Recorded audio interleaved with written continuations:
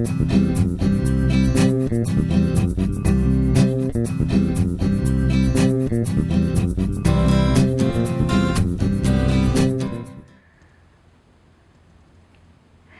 everyone, I'm Maggie Weldon from maggiescrochet.com, and I'm here to introduce you to a bunch of new baby booty patterns that we're going to be featuring on YouTube, and these are all free patterns.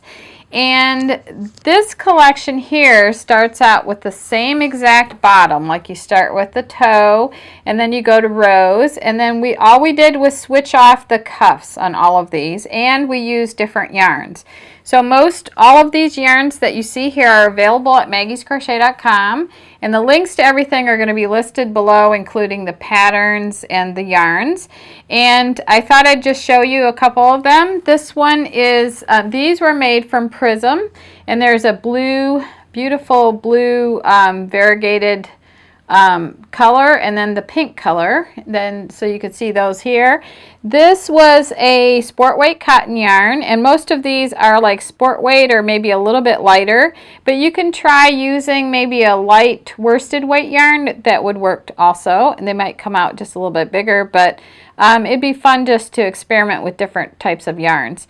This one was done with Cotton Fair by Premier, and this is Mary Maxim's Twinkle yarn, which we carry, and we also carry this one. These were done, I love these, were done with this Afternoon Cotton, which is, I think, sport weight. And I'm also going to be showing you other booties using different brands of yarn, and one of them I've already designed is Woolly's Thick and Quick, and I think that's as thick as you can go for a baby booty, but it's really, really adorable. So I've already designed those, and those are really cute. Those will be coming out in the future. So this will introduce you to a lot of different baby booties, and there might be additional ones other than these also. So I hope that you enjoy these projects, and right now I'm gonna take you to a close-up, and Christina is going to show you how to make these adorable little gifts that you can give away and use for your baby. Hey everybody, it's Christina from maggiescrochet.com, and today I'm going to show you how to make this adorable little baby booty. This is made out of Prism yarn by Mary Maxim. This is the rainbow color, as you might could have noticed. This is a really super cute, super easy project. It's pretty much all double crochets, a few single crochets and slip stitches thrown in, but a very easy project. So of course you'll need your yarn. Prism does come in a couple of different colors. I like the rainbow. It's a nice light. It has a good deal of pink in it. There's another color that's got more blues and greens if you wanted to make more boy booties. You'll also need your crochet hook. Now I need to use a size E to get the proper gauge for this project. I believe the pattern says a size B or C. I had to go up to an E, so go ahead and take a minute and check that gauge before you get started. You'll save yourself a lot of headache later if you'll just go ahead and check it now. You'll also need your yarn needle and your scissors, clippers, whatever you like to use for trimming off your ends. To get started, grab your Prism yarn, and you're going to start by chaining 4. And in the 4th chain from the hook, which would be the one closest to the slip knot there, you're going to work 11 double crochets. So yarn over, insert down into the chain stitch there, grab a loop and pull it through, pull through 2 loops, pull through the other 2. So I'm just going to do that 10 more times, and this will make my starting circle. So I finished doing my double crochets. Now you may be like me, as you work into that first chain, sometimes it has a tendency to stretch out. It's not a problem at all. Yeah, that's why we make a slip knot. Just grab the end of your starting tail and pull it gently, and it'll just close that right back up, just like that. Perfect. So I've got 12 double crochets here, including the chain 3 that I did to start with. We are counting that as a double crochet. So that's the end of my first round, and I'm just going to slip stitch these together, going into the top of that chain 3 and just work a little slip stitch right there. Now, I like to leave my starting tail on for a little bit. Some people will leave it in right away. I like to leave it there for a little bit because it reminds me which side is the wrong side and which side is the right side, which would be this one right here that I'm looking at right now. So I'm going to leave that hanging there just for a little longer until I get a few more rows in. For round 2, start by chaining 3, work a double crochet in the same stitch, and then you're going to work 2 double crochets in each stitch around. So at the end of round 1 we had 12 stitches.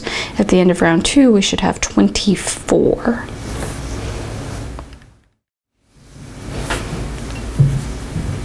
So here at the end of round 2 I do indeed have 24 stitches all the way around.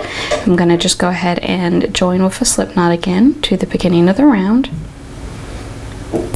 Now rounds 3, 4, and 5 are all the same. You'll start by chaining 3 and then working 1 double crochet in each double crochet around. So my first one would be right here, and then I'll just keep doing 1 per stitch all the way around. When I get to the end of the row, I'll join again, and then I'll repeat for rows 4 and 5, and I'll come back when I get to that point.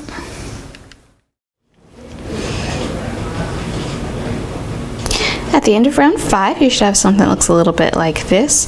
You can go ahead and cut your end once you get to round 5. Now before we continue, remember how I said I leave my tail on the back of my work when I'm working in rounds? Well, that means this is the wrong side. So before I continue, I just want to flip that inside out. And that's just because of the way when I crochet in rounds, the right side always kind of ends up in the middle. But now we've got the right side facing out. And taking our same yarn, slip knot on your hook, we're going to join it 12 stitches away from where we just ended. It should be pretty much halfway across, but we'll go ahead and count just to be sure. 4, 5, 6, 7, 8, 9, 10, 11, 12 is going to be that one right there. So just insert your hook down into that stitch. Grab a loop, pull it through, and then pull it immediately through into a slip knot, and now you're joined there. From here, go ahead and chain up 3, and then you're going to work 1 double crochet in each stitch around. Now, you may be asking, why are we doing it this way instead of just continuing up from where we were? Well, take a look here. This is where we just finished off, and you can see fairly obviously where all of the slip stitches were joined and where we jumped up to start the next row, especially since we're working a variegated yarn here, and you can see the colors kind of jump. So we want to make sure this is on the bottom of our booty, so that's not quite as obvious. So that's why we're going to start up here now. So I'm going to work 1 double crochet in each stitch around, and when I come back to the beginning, I'm not going to join them. I'm working in rows now. So when I get to the last stitch, I'll chain 3, turn, and then work just back and forth. So this is row 6. I'll do the same for rows 7, 8, 9, 10, and 11. And then I'll come back and show you where we'll go from there.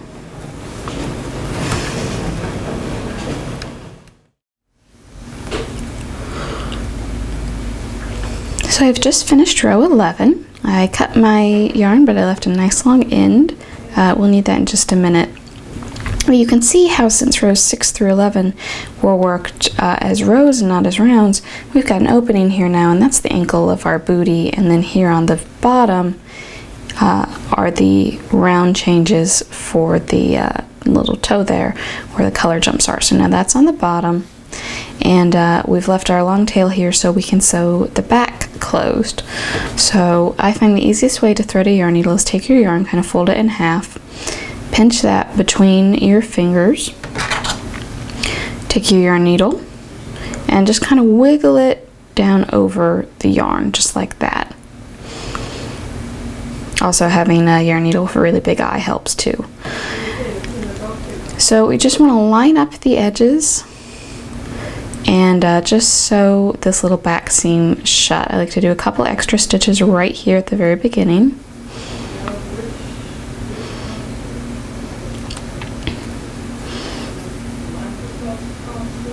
And then when I start down the side, I'll go down about 2 stitches, come up through, go back, and do a little bit of a back stitch. So then I'll go down about 2 stitches or so, go back 1, and that way I'll get a really nice, strong, sturdy seam. And sometimes your yarn will decide to unthread itself, but that's okay because you know a super easy way to thread it back on. Also a good reason to make sure your tail's nice and long. You'll have a lot less trouble with it coming unthreaded as long as you make sure you leave enough. So I'll finish doing this down the back of my booty and weave in any loose ends that I have left over.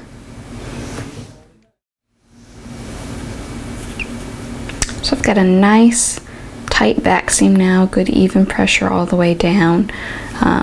So the only thing left to do is put on the cuff, make the top of it pretty. So take your yarn, tie a slip knot on your hook with it, and we're going to join with a single crochet into the end of the double crochet row right here next to the seam. So I'm going to take that double crochet right there on the end, put my hook right under it, grab a loop, pull it through, then pull a loop through both of those loops. So we're counting that as our first single crochet. In that space, go ahead and do 2 more single crochets. And then in each double crochet space around, you'll do an additional 3 single crochets. So by the time you come back around to the back of the booty and the seam, you should have 36 single crochet stitches.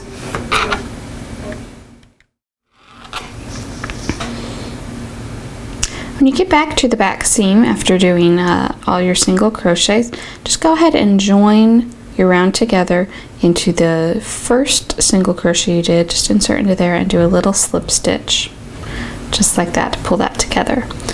For round 2, go ahead and chain up 4, and we're going to count that as 1 double crochet and 1 chain. For the rest of the round, you'll skip the next stitch, and the following one work a double crochet, chain 1, skip the next stitch, in the following work a double crochet, chain 1, skip the next stitch, work a double crochet in the following, and you'll just continue doing that all the way around, creating these little windows that we'll use later. So go ahead and work all the way back around to the seam again.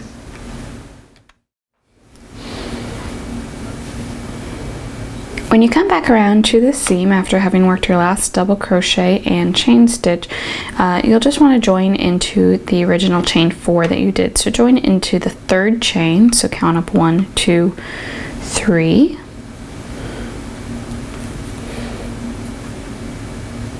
And there's the end of round 2.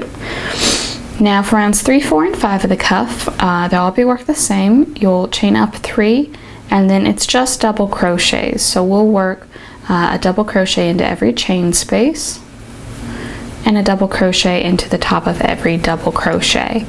So for the chain spaces, you just, after you yarn over, just go right down into that big hole we just made and work your double crochet around that.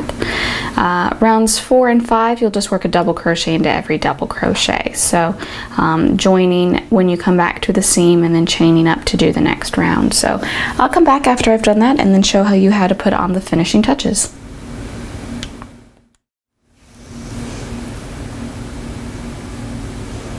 Once you finish your 3 rows of double crochet, your booty will be done. You can go ahead and clip off your thread and weave in the ends.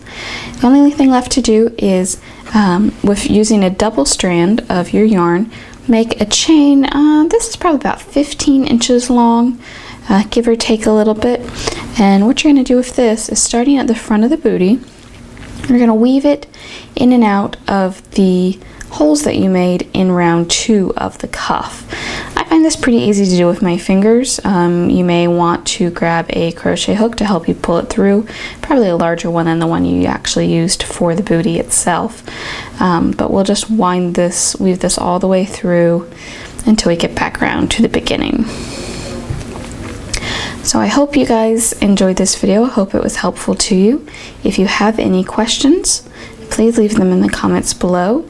And in the description, you can find the links to the pattern, the materials, and everything else you'll need for this project. One more thing I want to say, and that's about working with variegated yarn. I'll tie that in a bow in a minute. So here's the one I just made. And here's the one that I had made beforehand. Now, no, they don't match. They go together because they're made out of the same yarn, but they're not going to be all matchy-matchy unless you go through the trouble of making sure that you start each one with the same thread. So I would have had to, see, the other one had a green toe, so I would have had to skip working with all this yellow and just start with the green, and then they would match up a little bit better.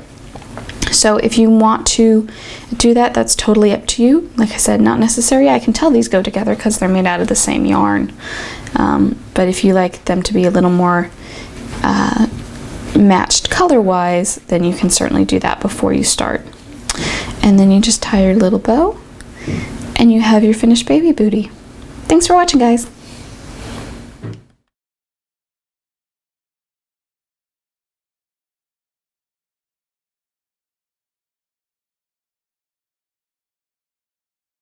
And this is the third part, which we're going to do the edging round. So at the end of row 13, so what that is to just go between these two shells and go into that space right there and work a single crochet like that.